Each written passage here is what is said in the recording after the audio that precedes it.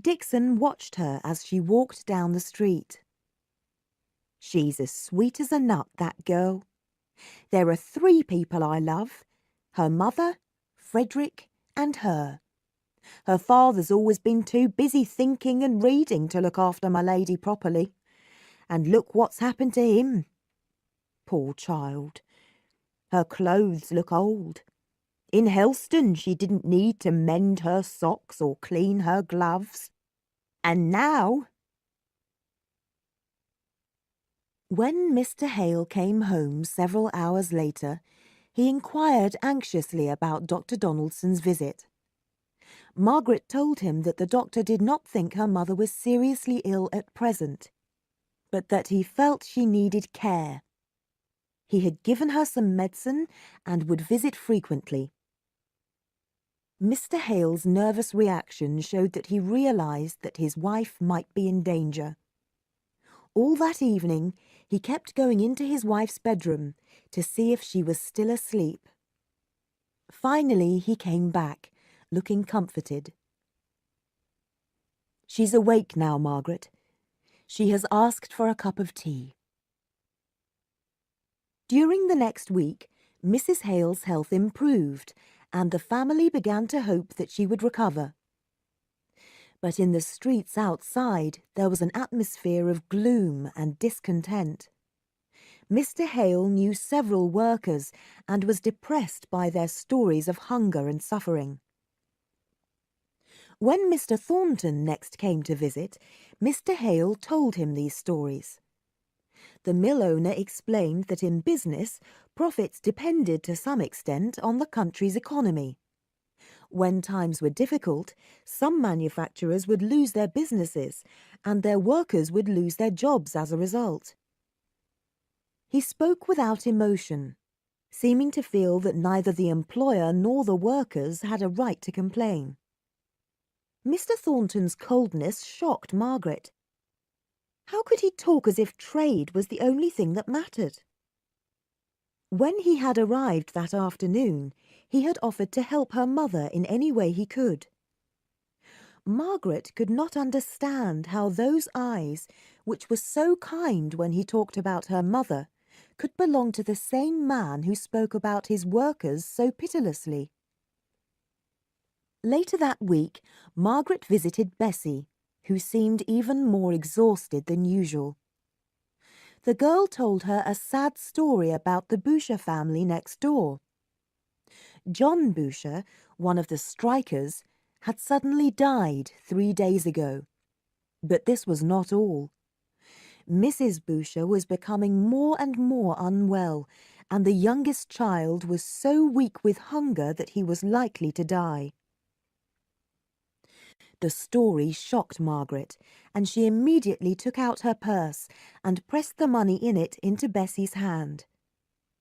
When she returned home, she told her parents about the family, and the next day a big basket of food was sent to them. That evening, Margaret and her father went for a long walk, and as they returned home, began to discuss Mr. Thornton. "He must know how much his workers hate him," said Margaret. "They think he has no feelings." "I disagree. In my opinion, he is a passionate man, but is too proud to show his emotions." "I am not sure. But he is very clever and has great strength of character, and I am starting to like him a little." By now they were at their front door.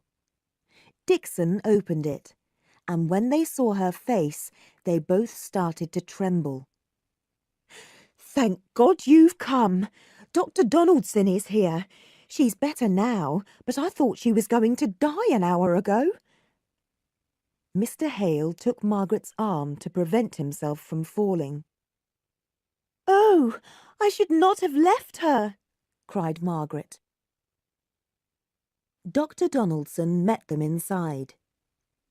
"She is better for the moment," he whispered.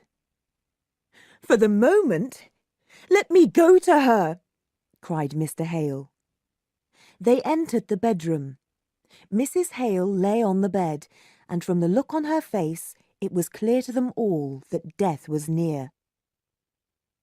Mr. Hale began to shake, and Dr. Donaldson took him downstairs and helped him into a chair.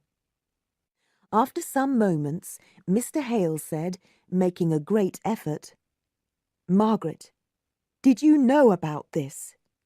It was cruel of you." "I told her not to tell you," said Dr. Donaldson. "Your wife will sleep well tonight, and will be better tomorrow, I hope." "But what about the illness? Please tell me the truth." "We cannot stop it, only delay it." Dr. Donaldson explained that they need not fear that Mrs. Hale would die immediately, but that she would not recover. He left, promising to return early in the morning. Both Mr. Hale and Dixon did not sleep for many hours. Margaret felt as if she would never sleep again. To the young woman watching by her mother's bed, her life until that moment seemed unreal. Life seemed so shadowy and passed so quickly. When the morning came, cold and grey, it seemed as if the terrible night was also a dream. It too was past. When Mrs. Hale woke the next morning, she was unaware of how ill she had been, and was rather surprised by Dr. Donaldson's early visit, and by the anxious faces of her husband and child. The doctor allowed her to return to the sitting room, but she was uncomfortable in every position, and that night she became very feverish. The doctor thought that a waterbed might help, and suggested that the family could borrow one from the Thorntons, since he knew they had one. "I could go and ask them to lend it to us while Mother is asleep," said Margaret. That afternoon Mrs. Hale seemed much better, and Margaret left the house and set off for the Thorntons.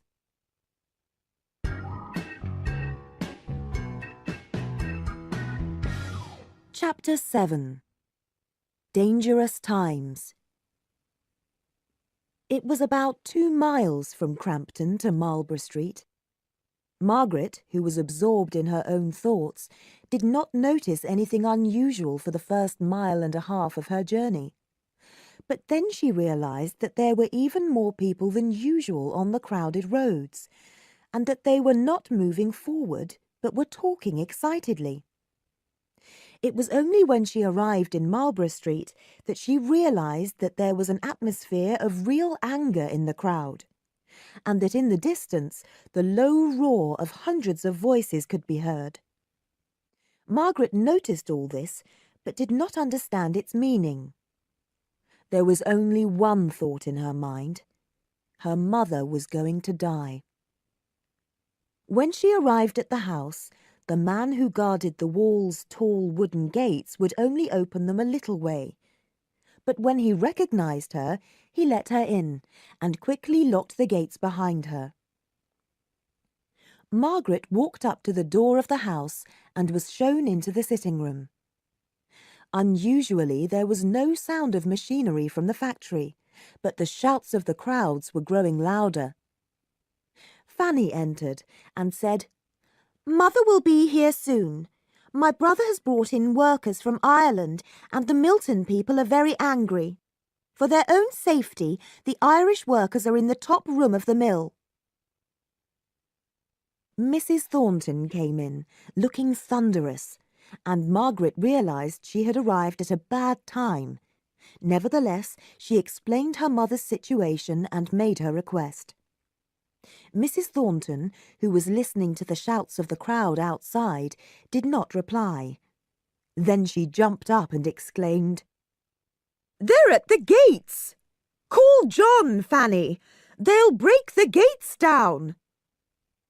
The women and the servants ran to the windows to look out. The wooden gates were shaking as men threw themselves against them. Fanny screamed, while Mrs. Thornton's face was white with fear. Mr. Thornton appeared. His face was a little red, but he did not look at all frightened. "You have come at an unfortunate moment, Miss Hale," he said. "Mother, you and the servants will be safer upstairs." The servants ran upstairs, but Mrs. Thornton said, "I will stay with you, of course. When will the soldiers arrive?" "In about 20 minutes," said her son calmly. 20 minutes? Cried Mrs. Thornton, looking very frightened. Mr. Thornton went to the windows to close them, and as he did so they heard the sound of the gates breaking open. Fanny fainted, and her mother ran to her and carried her upstairs. "Should you not go upstairs too, Miss Hale?" said Mr. Thornton. "No," said Margaret. But now the workers had arrived at the house and were shouting so loudly that he could not hear her. "Let them shout," said Mr. Thornton coolly. "The soldiers will be here soon. Be brave, Miss Hale." "Don't be afraid for me. But please don't let the soldiers cut down those poor men," said Margaret passionately. "They are human beings. Go out and speak to them, man to man." A dark cloud came over Mr. Thornton's face when she said this, and he was silent. Then, "I will go," he said. He left the room. Margaret ran to the window and soon saw that he was standing on the steps to the house with his arms folded. As she watched, she saw some of the younger men in the crowd take off their shoes to throw at him.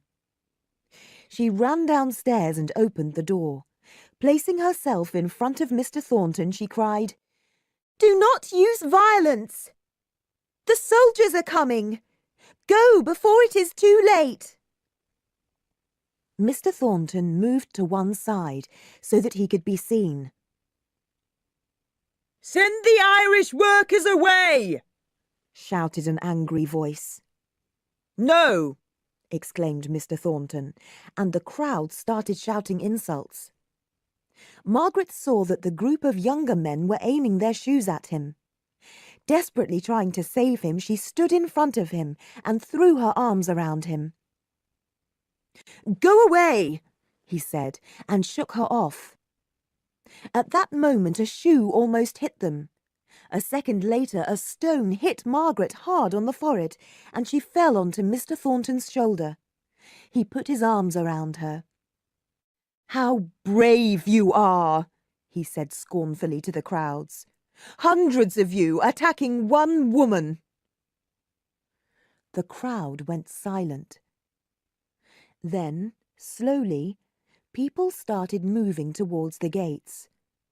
Only one voice cried, "The stone was meant for you, but you were hiding behind a woman!" Shaking with anger, Mr. Thornton placed Margaret gently on the steps and walked right into the middle of the crowd. "Kill me, if that is what you want," he said. But the crowd continued moving towards the gates. When he was sure they would not turn back, Mr. Thornton ran back up the steps to Margaret. "I'm all right," she said, and fainted. He picked her up and carried her, still unconscious, into the dining room. There he laid her on the sofa and cried passionately, "Oh, Margaret, no one knows what you mean to me. You are the only woman I have ever loved." His mother appeared. Fortunately, she did not seem to have heard his words. He told her what had happened and asked her to look after Margaret while he went to talk to the Irish workers. A servant called Jane came and started to bathe Margaret's face. Margaret opened her eyes, but after some moments closed them again. "We must fetch a doctor," said Mrs. Thornton, but she could not persuade either Fanny or the servants to go. Finally she said angrily, "I will go myself," and left the room. Jane, who had seen everything from an upstairs window, told Fanny what had happened. She had her arms round Mr. Thornton's neck, said Jane. I don't believe it, said Fanny. I know she cares for my brother. Anyone can see that. And I'm sure she would love it if he married her, which he never will. But I don't believe she would actually throw her arms around him. Well, she did, replied Jane. As she spoke, Margaret's eyes opened and tears started pouring down her face. Mrs. Thornton came in, accompanied by a doctor. How is she? Are you better, my dear? She asked. Margaret gazed dreamily at her. The doctor examined her and then put a small bandage on her forehead. She sat up slowly and said, I am better now. I must go home. The bandage is under my hair, so Mother will not see it. You are not well enough to go home, said Mrs. Thornton. I must, said Margaret. May I ask for a carriage, please? They could not persuade her to stay, and as the doctor did not think that her injuries were serious, it was agreed that she could go, but that the doctor would accompany her home. 5 minutes after Margaret left, Mr. Thornton came in. Where is Miss Hale? He asked anxiously. Gone home, said his mother. She was a lot better. She could not have been well enough. She said she was, and the doctor said she was. She went home in a carriage. Let us talk of something else. She has caused enough disturbance. I don't know what would have happened to me without her. Do you really need a girl to defend you? Asked Mrs. Thornton scornfully. His face turned red. Not many girls would have done what she did. A girl in love will do almost anything, replied his mother, watching him carefully. Mother.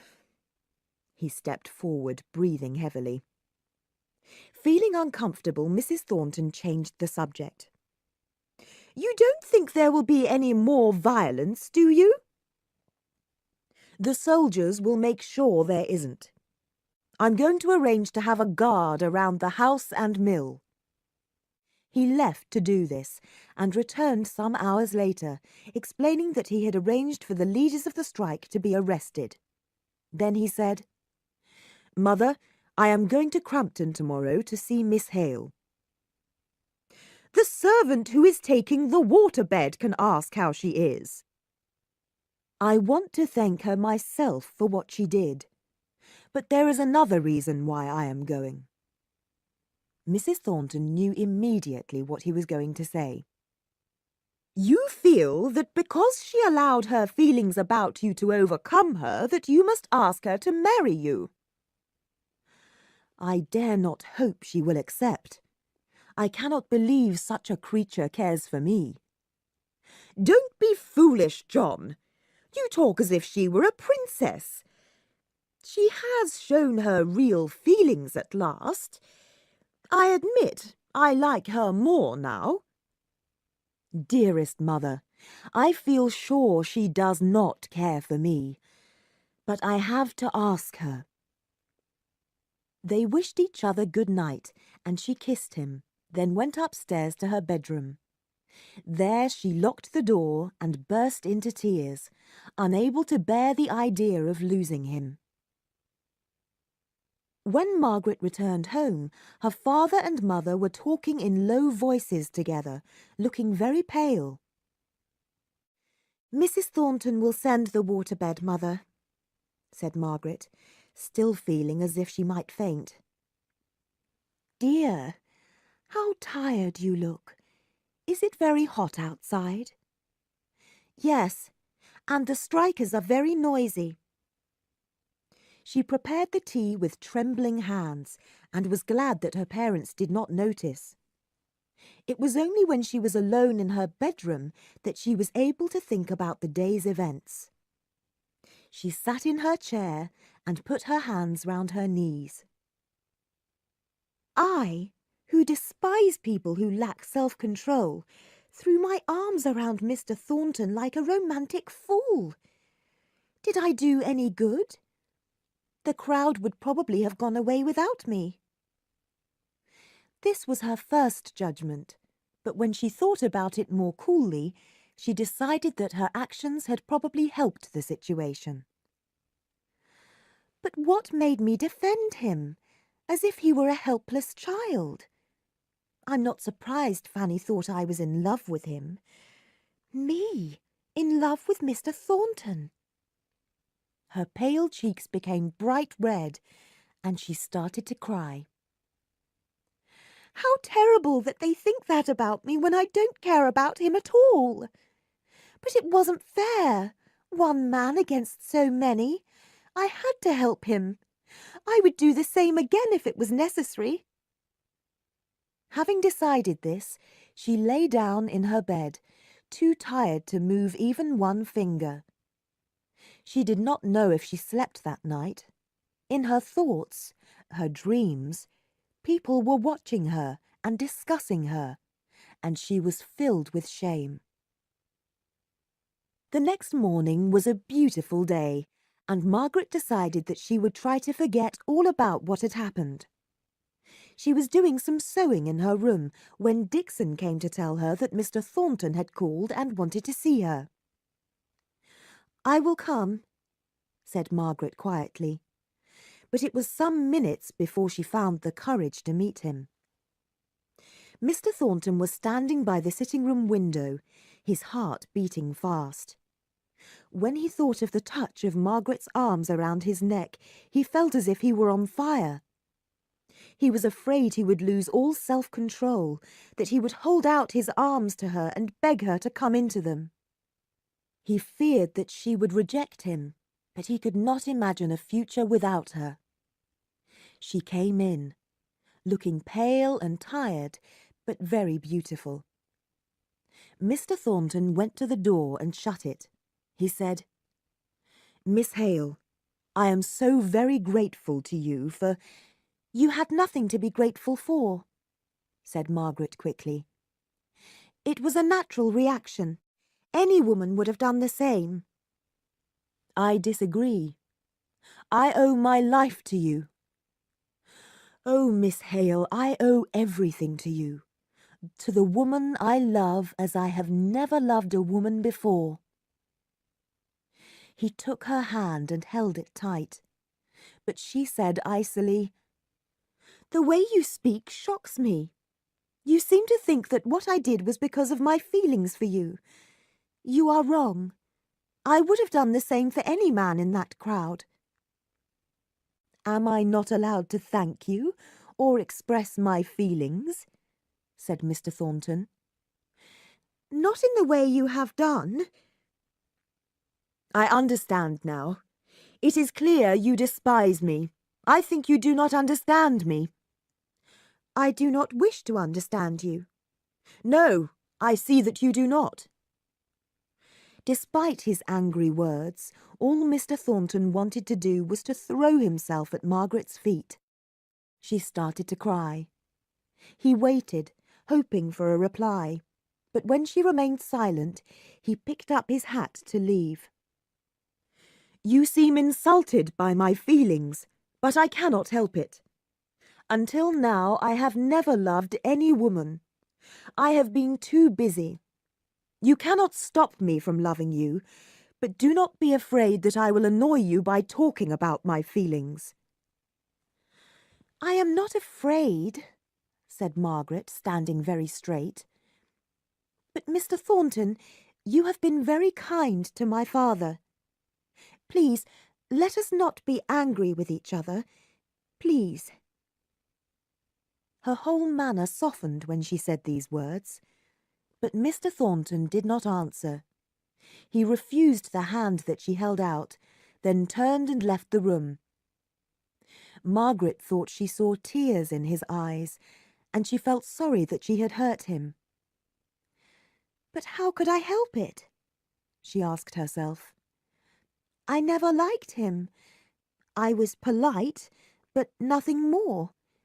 This is his fault, not mine. When Mr. Thornton left the house that morning, he had a violent headache and wanted to sit down and cry like a little child. A bus stopped, and without thinking he got onto it. It took him to a small country town. He went into the fields and walked aimlessly, recalling everything Margaret had said and done that morning. Then he thought about every time he had met her and the way she had looked and acted. He became more and more certain that there never was and never would be anyone like her. He knew that she did not love him and never would, but he also knew that nothing could stop him from loving her. He returned to the mill late in the afternoon and spent the rest of the day working. Due to the events of the previous day, he had many arrangements to make. It was dark when he returned home, but his mother was waiting for him. She did not want to appear anxious, and when she heard him at the door, she pretended to be absorbed in a book. He came in, and at first she did not look up. Then she said, "Well, John?" He kissed her on the forehead and said in a low voice, "No one loves me, no one cares for me, except you, Mother." Tears came to his eyes, and he turned away and leant against the wall. She stood up and almost fell. Then, putting her hands on his shoulders, she looked into his eyes and said, "A mother's love is forever. A girl's love changes with every wind. She would not have you, would she, John?" "I am not good enough for her, Mother. I knew I was not, but I love her more than ever." "And I hate her for what she has done to you," said Mrs. Thornton fiercely. "That is unfair. But let us never talk about her again." "With all my heart."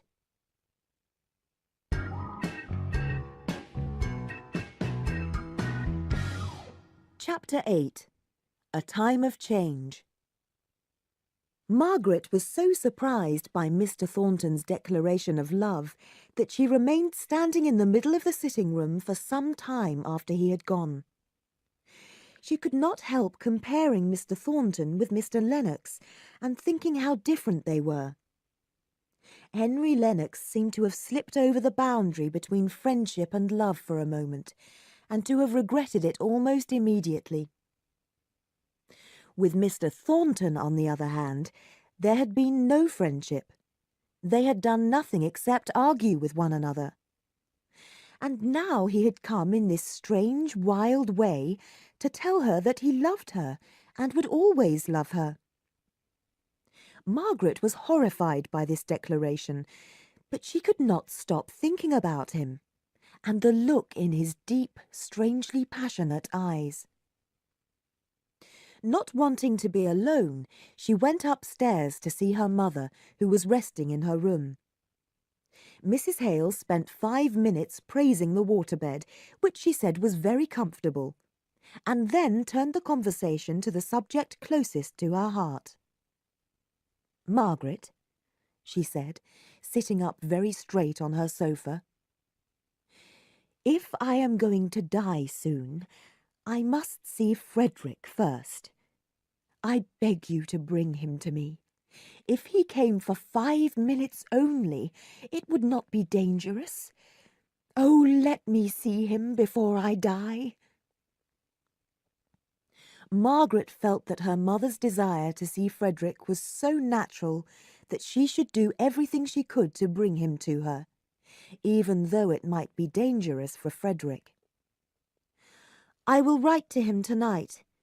I am sure he will come." "You must write this afternoon. The post goes at 5. I have so little time left. If we miss one post, it may be too late." "But I need to talk to Father, and he is out." "Do you think he will deny my last wish? I would not be dying if he had not brought me to this smoky, sunless place." "Oh, mother," said Margaret sadly. "It is true.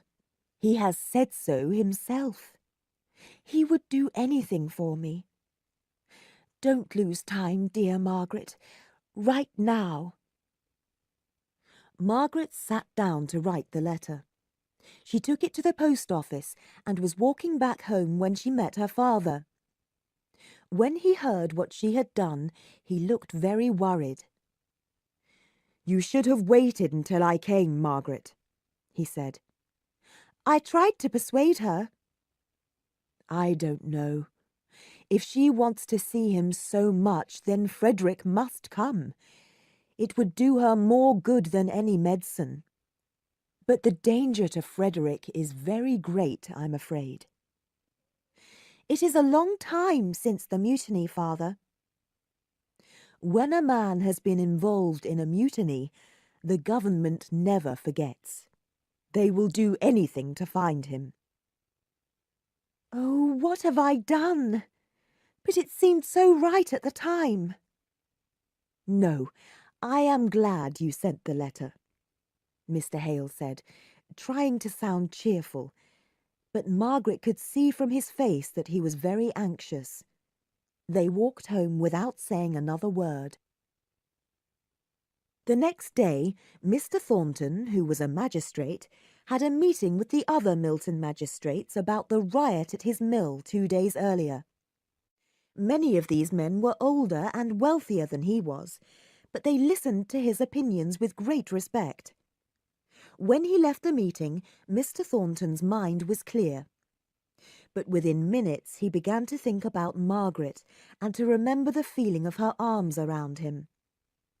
He was walking back to the mill when he met Dr. Donaldson, who told him the sad news about Mrs. Hale. Mr. Thornton asked if he could do anything to help, and when he was told that Mrs. Hale often asked for fruit, he went immediately to the best shop in Milton and chose the finest fruit there. It was placed in a basket, and he carried it himself, walking fast, to the Hales' house. The family were in the sitting-room, and he entered, his eyes shining with kindness, and presented the fruit to Mrs. Hale. Margaret, who was sewing, was afraid of making any movement that would make him aware of her presence. "I'm afraid I cannot stay," Mr. Thornton said, "but you must allow me the pleasure of bringing some fruit again. Good afternoon, Mr. Hale. Goodbye, madam." He was gone. Not one word, one glance at Margaret. She thought that he had not seen her. "How kind of him to think of me," said Mrs. Hale. "Do you not think so, Margaret?" "Yes," said Margaret quietly. After a few minutes she left the room and met Dixon, who handed her a note. "That young woman you go to see, Higgins, I mean, she died this morning. Her sister is here and wants to speak to you." "Oh, poor Bessie," said Margaret, bursting into tears, and she went down to the kitchen to see Mary. The girl, who had been crying so much that her face was swollen, explained that that morning, about an hour after Nicholas had gone out, Bessie had suddenly become very ill. Some neighbours had run to Mary's workplace to find her, but they had been unable to find her father. Mary had arrived only a few minutes before Bessie died. "She loved you so much. Please come and see her, madam. She would have wanted you to." "Yes, I will. I'll come this afternoon." That afternoon, Margaret walked quickly to the Higgins. Mary opened the door to her, and they went upstairs to the room where Bessie lay. Her face, which had often looked so exhausted from pain, now had a soft smile, and although there were tears in Margaret's eyes, deep inside she felt very calm. So this was death. It looked more peaceful than life. Slowly she turned away from the bed, and she and Mary went downstairs without a word. Nicholas Higgins was standing in the middle of the room. He had only just learnt the news, and his eyes were huge and dry and fierce. Margaret tried to creep past him, to leave him with his daughter, but he seized her arm and cried, "Did you see her die?" "No," answered Margaret, standing still. "You're sure she's dead?" "She is dead."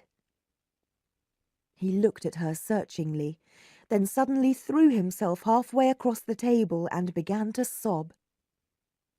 "Get out of here!" he cried to Margaret. She took his hand and held it in hers. It was a long time before he was able to calm down, but then he asked her to come with him to Bessie's room, and she did so. "Nothing can hurt her now," he said, as he stood by his daughter's bed. He looked so pale and ill that Margaret had the idea of suggesting that he should talk to her father. Higgins desperately needed comfort, and, knowing that Mr. Hale had been a clergyman, agreed to visit him. Some neighbours came in to look after Mary, and the two walked in silence to Crampton. Margaret quickly explained the situation to Mr. Hale, and then led Higgins into the study. She went upstairs to see her mother, and it was some time before she came down again. She was surprised to see the two men with their heads close together, apparently having a serious conversation. They looked up when Margaret came in, and Higgins said proudly, "We've been discussing religion, and now we're talking about the strike. I wish some of the mill owners would meet some of you men and have a good talk about things," said Mr. Hale. "I am sure it would be the best way of overcoming your difficulties. I wonder if Mr. Thornton could be persuaded to do so." "Thornton? He's the fellow who brought over the Irish workers. Then the leaders of the riot ruined it for everyone. Violence isn't the way. But now, when people would have thanked him for taking the riot leaders to court, Mr. Thornton has decided not to do it. He says they won't be able to find work again, and that's enough punishment." "Has the strike ended, then?" asked Margaret. "Yes," said Nicholas angrily. "The mill doors will open again tomorrow." "Will you get your old job back?" "No chance. Hamper, my mill owner, thinks I'm a troublemaker. He'd rather cut his leg off than give my job back to me." Margaret thought for a moment, and then said hesitantly, "Why don't you go to Marlborough Mill and ask Mr. Thornton?" Nicholas shook his head in disbelief. "Mr. Thornton? He won't see me." "I will write a note for you to give him," said Mr. Hale, eager to help. "It's kind of you, but I'll do it by myself or not at all. I'll go because you ask me, Miss Margaret. I'll wait for him tomorrow until he comes out of the mill. I'll tell him about the Boucher family and their troubles, and that I want to help them. But the clock is striking 10. I must go." He rose, looked steadily at Margaret and Mr. Hale, brushed his hand across his eyes, and left the room. "How proud that man is," said Mr. Hale, a little annoyed that Higgins had refused his offer of help. "Yes, but how strong and honest he is too," said Margaret. The next morning a letter arrived from Edith. It was full of affection, like its writer, and described Edith's little boy, who had been born a few weeks earlier. Edith was very insistent that Margaret and her mother should come and stay with her in Corfu for at least 3 months. She did not ask Mr. Hale, whom she blamed for taking the family away from Helston. Margaret would have loved to go to Corfu and live Edith's life, just for one day. She was not yet 20, but she felt so old, and she thought that it might make her feel young again. Her mother came in, and they were laughing about Edith's letter when Mr. Thornton appeared with another basket of fruit for Mrs. Hale. He had come because of his great need to see Margaret again. But after he had glanced in her direction, he bowed coldly to her and turned away. He presented the fruit to Mrs. Hale and talked kindly to her for a few minutes. He did not look at Margaret, and when she spoke seemed not to hear her, although his next remark showed that he had. His behaviour was not polite at all, but it was clear to Margaret that the reason why he was behaving badly was because he was very hurt. He left with one last cold, offended look at her, unaware that his behaviour was making Margaret think about him more than ever before. She regretted hurting him so deeply, and would have been very happy to return to their previous relationship. She now realised that they had in fact been friends. Mr. Thornton, as he walked downstairs, was proud of the way he had forced himself to see her and not reveal his feelings. He thought that he hated seeing the woman who had treated him so cruelly the previous day. But he was very wrong.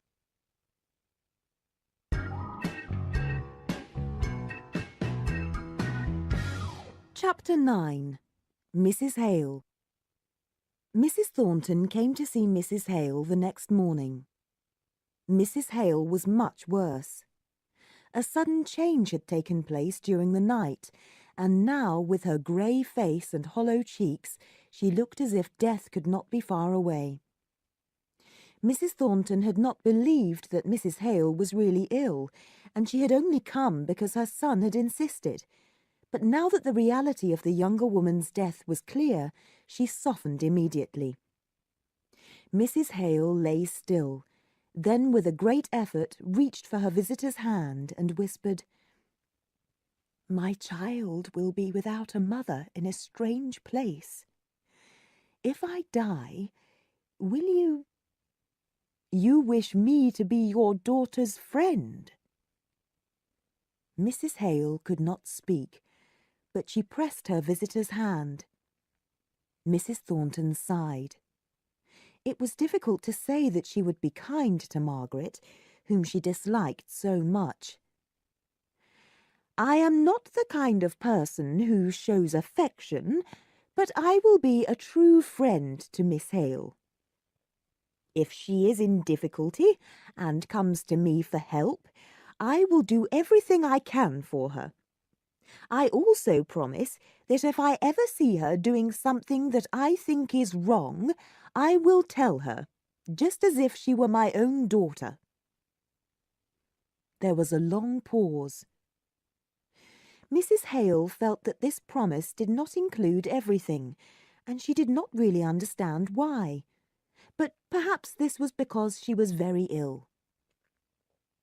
"I thank you," she said. "I shall never see you again in this world, but I thank you for your promise of kindness to my child." "Not kindness," said Mrs. Thornton. But fortunately Mrs. Hale did not hear her. Mrs. Thornton held the dying woman's hand for a moment and left the house without seeing anyone. Meanwhile, Margaret and Dixon were discussing how to keep Frederick's visit a secret from anyone except the family. A letter was expected any day, and he would certainly arrive soon afterwards. They decided that if Dixon needed help in the kitchen, they would ask Mary Higgins. They knew that if she met Frederick, who would be known as Mr. Dickinson, she would not be interested in finding out more about him. Poor Margaret! All that day she had to ignore her own feelings and look after her father, who sat in the sitting-room with his head in his arms. From time to time, Mrs. Hale suffered terrible pain, but in the evening she slept, and Dixon sat with her. Darkness came. Margaret did not want to leave her father, and the lamps had not been lit. She was sitting at the window looking out at the street, when suddenly the doorbell rang. She jumped up and went down to open the door. A tall man was standing there, but she could not see his face. "Is this Mr. Hales?" he said clearly. Margaret trembled all over, then whispered, "Frederick," and held out her arms to him. They kissed each other. "Mother, is she alive?" "She is very, very ill, but she is alive." "Thank God. Did you receive my letter?" "No, but we knew you would come." Margaret took Frederick to Mr. Hale's study and lit a lamp. Now she could see that his face was quite brown from the sun, and that his eyes were very blue and bright. They did not exchange a word, but there was an immediate understanding between them, and Margaret's heart was much lighter as she went upstairs. It took Mr. Hale some time to understand that Frederick had come, and when he did, he began to cry like a child. Leaning on Margaret's arm, he went down to the study, and Margaret left him with Frederick. She ran upstairs and cried bitterly. It was the first time she had allowed herself this relief for days. Frederick had come. He was safe. She could hardly believe it. Feeling much better, she went into the kitchen, made the fire, lit lamps, and prepared food for the traveller.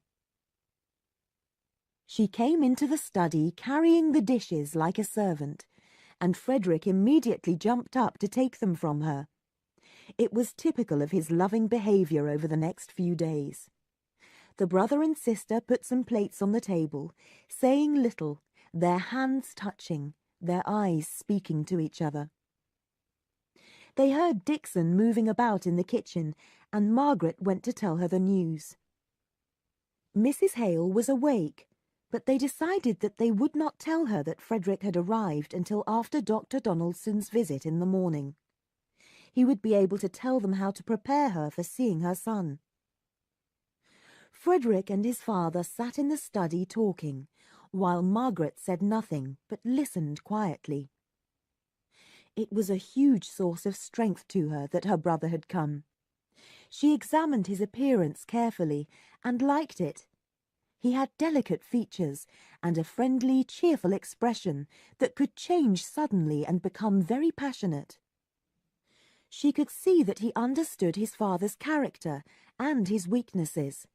He knew exactly how to talk to him and make him feel better. Perhaps because she was older now, the brother and sister felt closer to each other than ever before. When Mrs. Hale saw Frederick the next morning, she seemed to improve. She sat with his hand in hers and would not let go of it even while she slept. "I am very selfish," she said, "but it will not be for long." Frederick bent down and kissed the hand that imprisoned his. Kind Dr. Donaldson told Margaret that her mother did not have many hours to live, but Frederick could not believe it. That night, however, Mrs. Hale became unconscious and died before morning. Frederick, who had been so strong until then, now sobbed so violently that Margaret and Dixon feared that their next-door neighbours would hear him. Margaret sat with her father in her mother's room. He did not speak, but from time to time stroked his wife's face, making a soft sound like an animal with her young. He ignored Margaret completely, and her heart ached for him so much that she could not think of her own loss at all. Morning came, and Margaret did her household duties. her eyes almost blinded with tears. Her father and brother were so full of grief that she felt she had to look after them. She made breakfast and lit a fire, but the contrast between its bright cheerfulness and her own thoughts made her kneel by the sofa and cry into the cushions. Dixon found her there and spoke gently to her, and the old servant's kindness made her feel a little better. At breakfast, Mr. Hale did not seem to know where he was, and Frederick burst into tears. Afterwards, when Margaret tried to discuss the arrangements for the funeral, Mr. Hale understood almost nothing, but asked Margaret to write to his friend Mr. Bell in Oxford and tell him the news. Towards evening, Dixon told Margaret that she did not feel it was safe for Frederick to stay in Milton. She explained that while she was shopping, she had met a young man called Leonards, whose family she had known in Southampton. He was a sailor and had been on the Russell at the same time as Frederick, although Dixon did not know if he had taken part in the mutiny. She had recognized Leonards, and they had had a short conversation. He had asked about Frederick and talked about the mutiny, saying that Frederick would be hanged if he was caught. He said that £100 reward had been offered for catching Frederick, and suggested that Dixon could help to trap him, and that they would then share the reward. Dixon had never liked or trusted Leonards. Her story made Margaret feel very uncomfortable. "Have you told Frederick?" she asked. "No, but I've told your father, and he thinks that Frederick must leave." The two women felt the same, but it was very hard for Margaret, just when Frederick had returned to his family. She was sitting by the fire and thinking about this when Frederick came in. "How tired you look, Margaret," he said. "You have been looking after everybody and no one has looked after you. Lie on the sofa. There is nothing for you to do." Margaret gladly went to lie down, and the two began to talk in low tones. Margaret told Frederick Dixon's story, and he looked shocked. "Leonards was the worst sailor on the ship, and a really nasty fellow. All the sailors who had the right ideas were angry with the captain, but Leonards was always trying to please him, and he's here, in Milton. If he knew I was here, he'd tell the police without a doubt." Mr. Hale heard what they were saying and came towards them, eager and trembling. He took Frederick's hands in his. "My boy, you must go. It is very bad, but you must. You have done all you could. You have been a comfort to your mother." "Perhaps I should stay and let them take me to court," said Frederick thoughtfully. "No, you must go." Frederick changed the subject. "Do you know, I was in my bedroom this afternoon and the doorbell rang, so I waited for some time until I thought the visitor had left. Then I opened the door and saw a great powerful fellow going down the stairs." "It was Mr. Thornton," said Mr. Hale. "Mr. Thornton?" said Margaret, a little surprised. "I thought you meant someone of a different class, not a gentleman." "He looked like someone who worked in a shop," said Frederick carelessly. "But it seems he's a manufacturer." Margaret was silent, remembering how, before she knew Mr. Thornton well, she had thought of him in just the same way. She wanted to make Frederick understand what kind of person Mr. Thornton was, but she could not think what to say. Mr. Hale continued. "He came to offer to help us, but I could not see him. I told Dixon to ask if he wished to see you, Margaret." Margaret was silent, and after some moments Frederick said, "It is painful to think I can never thank those who have shown you kindness. But you could both come to Spain. I have a good job there and a promise of promotion. Margaret, I told you about Dolores Barber.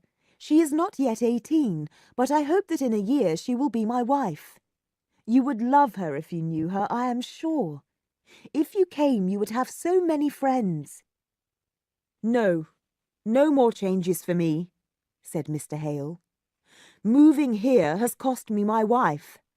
I am staying here." "Oh, Frederick, I am so glad you have someone to love and care for you out there," said Margaret. "I know you took part in the mutiny, but for Dolores' sake, perhaps you should try and prove that the most serious accusations are not true." A discussion began. Frederick did not know if it was possible to find the witnesses, all of them sailors, who could explain why the mutiny had happened.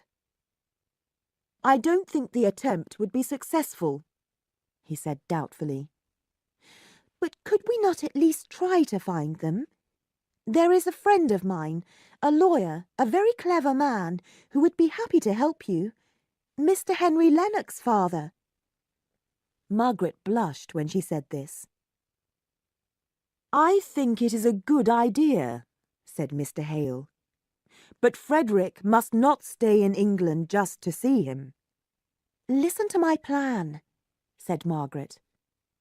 "Frederick, you could take the night train to London tomorrow and leave a note from me for Mr. Lennox at his home the following day. Then you could take the next boat from London." Mr. Hale and Frederick immediately agreed to the plan, and Frederick wrote down a list of sailors' names.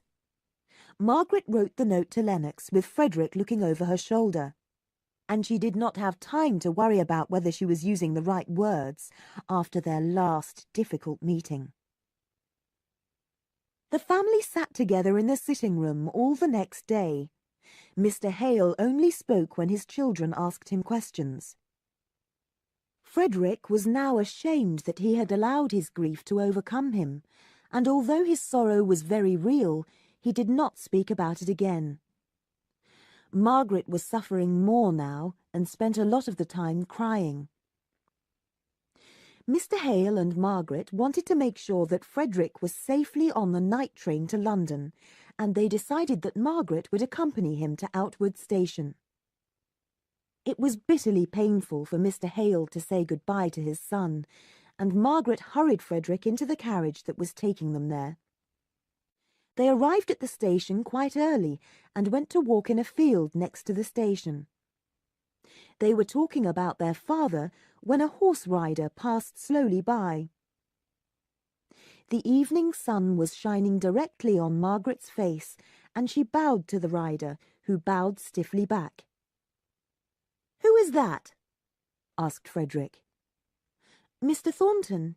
You saw him before, you know," said Margaret, looking worried. By now it was time to return to the station, and Frederick went to buy his ticket. They were walking down the railway platform when they heard the sound of the approaching train. Just then a porter came up to them. It was clear that he was drunk, and he pushed Margaret to one side, then seized Frederick by his collar. "Your name is Hale, I believe." When Frederick heard this, he immediately pushed the man away, and the porter fell off the platform, a distance of 3 or 4 feet. "Run! Run!" whispered Margaret urgently. "The train is here. It was Leonard's, wasn't it?" A carriage door was open, and Frederick jumped into the train.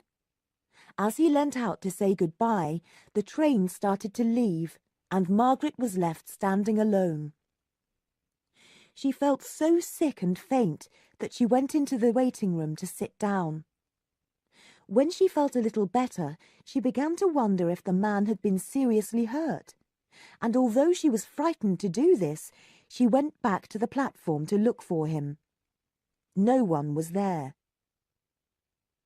She was trembling so much that she felt she could not walk home along the dark, lonely road, and she decided to take the next train back.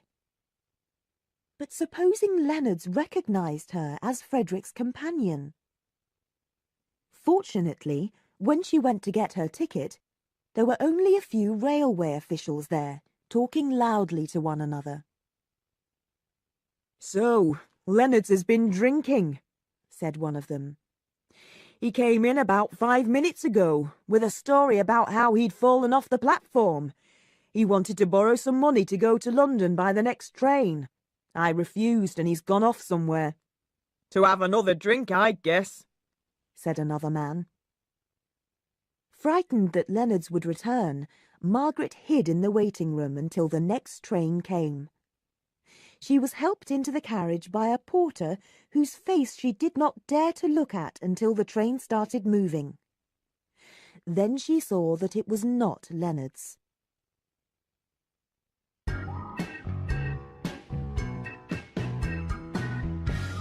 Chapter 10. A Police Inspector. Holmes seemed unnaturally calm after Margaret's frightening experience at the station. Mary Higgins had come to work in the kitchen. Mr. Hale did nothing except sit in his chair in a kind of waking dream. And Margaret decided not to tell him about the incident at the station, as things had ended well. Although it was possible that Leonards would borrow money to go to London, it was unlikely that he would find Frederick there. Margaret decided not to worry about something she could do nothing to prevent, as in a day or two Frederick would be safely out of England. Mr. Hale had wanted Mr. Bell to come to the funeral, but his old friend sent an affectionate letter saying that, unfortunately, he was unwell and could not come, although he promised to visit in September. Mr. Hale decided to invite Mr. Thornton instead, but Margaret, who feared the idea of seeing Mr. Thornton again, begged her father not to ask him, and in the end he agreed. The morning of the funeral arrived. Margaret had slept badly and was shocked to receive a letter from Frederick saying that Mr. Lennox was away and would not be back for another 2 days. Consequently, Frederick had decided to stay in London until his return. His decision made Margaret very anxious. If Leonards had gone to London, he now had more time to find Frederick. But she could not think about this for long. Her father was almost too weak to get into the funeral carriage, and he needed all Margaret's attention and support. When they arrived at the church for the funeral service, Margaret saw that Nicholas Higgins and Mary were there. She would have liked to talk to them, but felt unable to leave her father. Mr. Hale seemed to see nothing. He mechanically repeated the words of the clergyman, and at the end of the service he had to be led away as if he were blind. Dixon covered her face with her handkerchief and was so absorbed in her grief that she did not notice that people were leaving until someone spoke to her. It was Mr. Thornton. He had been standing at the back of the crowd with his head bent, and no one had recognized him. "I'm sorry, but can you tell me how Mr. Hale is? And Miss Hale, too?" "Of course, sir. Mr. Hale is very distressed. Miss Hale seems better than you would expect." Mr. Thornton would have preferred to hear that Margaret was really suffering. He was selfish enough to hope that his great love might be able to comfort her. But he was also disturbed by the memory of what he had seen at Outwood Station. She had been with such a handsome young man, and had seemed so relaxed and confident with him. What was she doing with a man at that late hour, so far away from home? All sorts of ideas went through his mind. Perhaps the reason why she was able to bear her grief was because of her love for this stranger. Mr. Thornton's face grew pale when he heard Dixon's answer, and he said coldly, "I suppose I may call, and see Mr. Hale, I mean." He spoke as if he did not care at all, but although he hated Margaret at times, he desperately wanted to see her. For some reason, Dixon never told Margaret about her meeting with Mr. Thornton, and so Margaret never learnt that he had attended her poor mother's funeral. Although to an observer Margaret did not seem to feel much grief, her pain was in reality so great that sometimes she wanted to scream. What made her and her father feel even worse was that 2 days had passed and there was still no letter from Frederick. Mr. Hale was walking up and down the sitting room, desperate with worry, when Dixon opened the door to announce Mr. Thornton.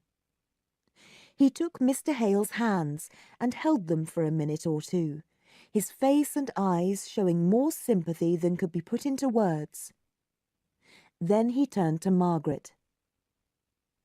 She did not appear better than you would expect.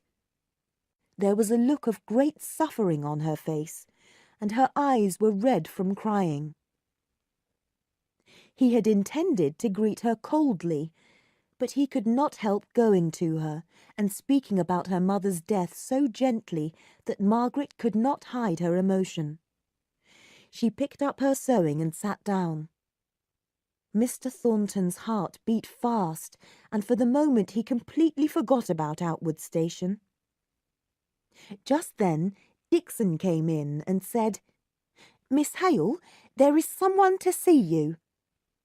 She looked so upset that Margaret immediately thought that something had happened to Frederick. Feeling sick, she followed Dixon out of the room. "It's a police inspector. He's in the study." "Did he name—" "No, he just asked if he could speak to you." "Make sure father does not come down." The inspector was a little surprised by Margaret's haughty manner as she entered the study. She showed neither surprise nor curiosity, but stood waiting for him to speak. "I'm sorry, madam, but I need to ask you a few questions. A man called Leonards has died at the hospital. He had an accident, a fall, at Outwood Station, between 5 and 6 last Thursday evening. The fall was not serious, but because of a previous illness and the man's alcohol habit, it killed him." Margaret's large eyes opened a little, but otherwise she showed no emotion at all. She said, "Well, go on." "There will have to be an inquest," said the inspector. He explained that a porter at the station had seen Leonards rudely push a young lady who was on the platform. She was with a companion who had then pushed Leonards off the edge of the platform. The porter said that he had not thought any more about the matter, because the platform was not high and he had seen Leonards get up and run down the platform. "A grocer's assistant, who was on the platform, thinks that the woman may have been you, madam," said the inspector, watching Margaret carefully. "I was not there," said Margaret expressionlessly. The inspector bowed, but did not speak. The grocer's assistant had not been sure that it was her, and he thought that she was probably telling the truth. "Then, madam, you can assure me that you were not the companion of the gentleman who pushed Leonards off the platform?" "I was not there," said Margaret, slowly and heavily. Margaret's exact repetition of her words made the inspector suspicious. Frowning, he said, "I may have to call on you again this evening and ask you to appear at the inquest. You may need to give an alibi." When Margaret's haughty expression did not change, the inspector decided that the grocer's assistant was probably wrong. "It is unlikely, madam, that this will happen. I hope you will forgive me for doing my duty." Margaret bowed her head as the inspector walked towards the door. She opened it for him and accompanied him to the front door. Then she returned to the study, locked the door, and fainted. Mr. Thornton and Mr. Hale talked for some time. Margaret's father found Mr. Thornton wonderfully kind and comforting, and trusted him enough to tell him his most secret feelings. At the end of their conversation, both men felt much closer to each other. Mr. Thornton left the house and was walking along the street when he met the police inspector, who was called Watson. They knew one another, and Mr. Thornton had helped Watson get his first job. They greeted each other in a friendly way, and the police inspector said, "I believe you were the magistrate who went to the hospital last night to hear the statement of a man called Leonards. He died several hours later." "Yes, I'm afraid he was a drunken fellow," said Mr. Thornton. "Well, sir, his death is connected with somebody in the house I saw you coming out of just now. Mr. Hale's house, I believe." "Yes," said Mr. Thornton, looking at the inspector with sudden interest. "What about it?" "There is some evidence that Miss Hale was the companion of the gentleman who pushed Leonards off the platform. A grocer's assistant who was there said that he recognised her, but the young lady denies that she was there at the time." "Miss Hale denies she was there?" said Mr. Thornton. "Yes, she denied it twice. Since you are the magistrate who saw Leonards, it seems a good idea to ask for your advice." "She denies having been at the station," said Mr. Thornton in a low tone. He paused and then said, "You are quite right to ask for my advice. Don't do anything until you have seen me again. It's now 3 o'clock. Come to my factory at 4. "I will, sir," said Watson. The two men separated, and Mr. Thornton hurried to the factory, went to his office, and locked the door. There he thought about every detail of his last 2 meetings with Margaret. She had looked so full of grief when he had seen her an hour ago that he had forgotten his suspicions. Now they were awakened again. Perhaps she was not as pure as she seemed. The thought came and then went immediately. But she had lied to the inspector, when she was usually so truthful. What did she fear would be revealed if she told the truth? Mr. Thornton almost pitied her for the shame she must have felt to lie in this way. Suddenly he jumped up. As a magistrate, he could prevent the inquest. Then Margaret would not have to give an alibi. Even if she was in love with another man, he could still save her from being shamed in public. He might despise her for lying, but he could still protect her. He left his office and went out for about half an hour. When he returned, he wrote 2 lines on a piece of paper, which he put in an envelope. He instructed a clerk to give the note to Mr. Watson when he came at 4 o'clock. The note contained these words: "There will be no inquest, as the medical evidence shows that there is no reason for one. Do not investigate further. The decision is my responsibility." "Well," thought Watson, "that means I don't have to do a difficult job. None of my witnesses seemed certain of anything except the young woman." That evening, Watson visited the Hales' house again. Margaret had had a terrible day. She had decided to say nothing to either Dixon or her father about her meeting with the inspector, but lay on the sofa looking ill, only speaking when spoken to. She tried to smile when her father looked anxiously at her, but only succeeded in sighing. At 9 o'clock, the inspector had still not come, and Mr. Hale said good night and went to bed. Margaret was preparing to do the same when the doorbell rang. She answered the door herself and led the inspector into the study. "You are late," she said, hardly daring to breathe. "Well?" I'm sorry to have given you unnecessary trouble, madam. They've decided not to have the inquest.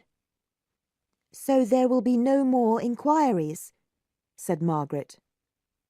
I believe I've got Mr. Thornton's note with me, said the inspector.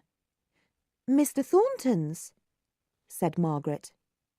Yes, he's a magistrate. Ah, here it is. Margaret took it, but felt so confused that she could not understand what was written on the note. She held it in her hand and pretended to read it. I met Mr. Thornton this morning, just as he was coming out of this house, the inspector continued. He's an old friend of mine, and he's also the magistrate who saw Leonard's last night, so I explained my problem to him. Margaret sighed deeply. She was afraid of what she might hear and wished the man would go. She forced herself to speak. Thank you for calling. It is very late. He held out his hand for the note, and she gave it back to him, then said, The writing is small, and I could not read it. Could you read it to me? He read it aloud to her. You told Mr. Thornton I was not there. Oh, of course, madam. I'm sorry to have troubled you. The young man seemed so sure at first, and now he says he was never sure at all. Good night, madam. She rang the bell, and Dixon came to show the inspector out. As the servant returned up the passage, Margaret passed her. It is all right, she said, without looking at her, and before Dixon could say anything, she ran upstairs to her bedroom and locked the door.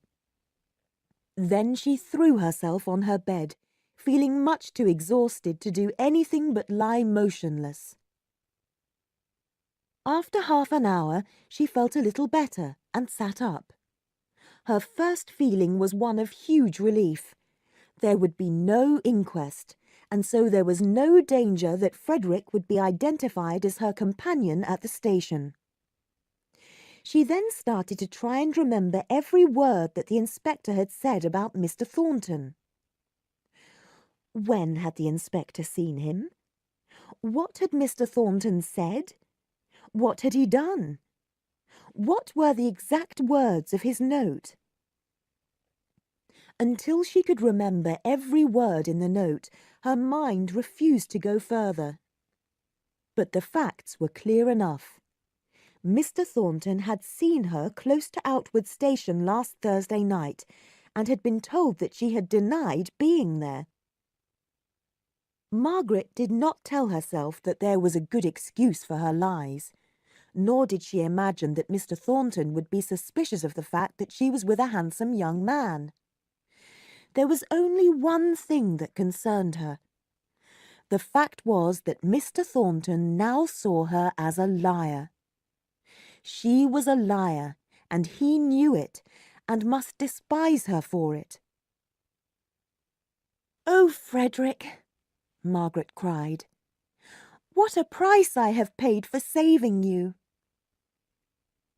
She fell asleep with these thoughts going round and round in her mind. When she woke the next morning, and the full memory of the situation returned to her, another thought came to her. It was because Mr. Thornton had learnt about her denial that he had decided there would be no inquest. He had done this so that she would not have to give an alibi at the inquest. But if this were true, Margaret did not feel at all grateful, as it meant that he realized that she had done something very wrong. In that case, Margaret thought that he must feel great contempt for her. She hated the thought that he had saved her, and wondered what Leonards had told him. Perhaps he had told Mr. Thornton about Frederick, or perhaps Mr. Thornton had heard the story from Mr. Bell. If so, then the mill owner had lied to save Mr. Hale's son, who had come to see his dying mother. In that case, then she should be grateful to him. but she feared that he did not know the real facts, and only saw her as a liar who must be saved. Margaret had always seen herself as superior to Mr. Thornton. She was in a different position now, and felt very unhappy about it. She did not ask herself why it mattered so much to her that Mr. Thornton should despise her. Dixon knocked at the door and came in. "Here's something that will make you feel better. A letter from your brother." Margaret thanked Dixon, but waited until she was alone before she opened the letter. The first thing that she noticed was that the letter had been sent 2 days ago. It should have arrived the day before. Frederick wrote that he had seen Mr. Lennox, who had said that it was very dangerous indeed for him to have returned to England. But after some discussion, the lawyer had also agreed that it would be worthwhile finding witnesses who could tell the real story of what happened on the Russell. Then perhaps the trial could take place, and the court would decide that Frederick was innocent. "It seemed to me, little sister," wrote Frederick, "that your letter made him very anxious to help me. He is an intelligent fellow. I am on a boat that will leave in 5 minutes. What an escape that was! Don't tell anyone I came to England, not even the Shaws." Margaret could not have been more thankful that Frederick was safe. But the date on the letter told her that he had left England 30 hours ago. There had been no need for her to lie to the inspector and make Mr. Thornton despise her. But why did she keep thinking about Mr. Thornton? Why did she care so much about his opinion of her? What were these strong feelings that made her tremble and hide her face in the pillow? She dressed and took the letter to her father, who she knew would not pay any attention to Frederick's words about the incident at the station. Mr. Hale was very relieved that his son was safe, but was concerned about Margaret, who seemed very distressed. "Poor child, poor child," he said, and made her lie down on the sofa and cover herself with a shawl. Through the day he tried hard to be cheerful, and Margaret was grateful to him. Mr. Thornton had said that he might call that evening with a book for Mr. Hale, but Margaret knew he would not come, since he would be afraid of meeting her so soon after what had happened.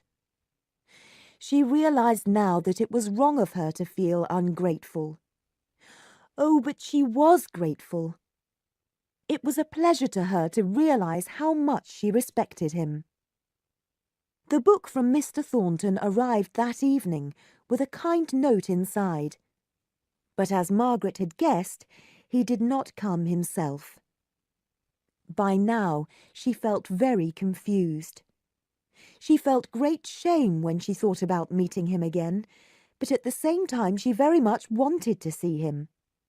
But Mr. Thornton did not come the next day, nor the day after that. This surprised and upset Mr. Hale, as Mr. Thornton had promised that he would call. Every time that the doorbell rang, both father and daughter hoped that it was the mill owner, but he did not come.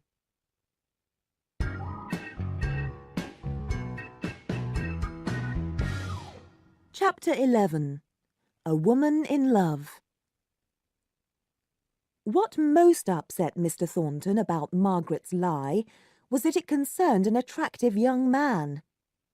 He could not forget that Margaret had looked at this man as if she loved him. And then there was the fact that she had been with him in the evening when it was growing dark, at some distance from home. The fact that she had lied showed that she had done something wrong and needed to hide it. Mr. Thornton decided that Margaret, who was usually so truthful, was prepared to do something wrong because of her love for this stranger. This thought made him fiercely jealous and very bad-tempered. At home he was more than usually silent, and annoyed his mother by walking up and down the sitting room without speaking. "Can you stop? Can you sit down for a moment?" said his mother crossly one evening. "I have something to tell you." He sat down, and Mrs. Thornton continued. "Betsy is so upset by her lover's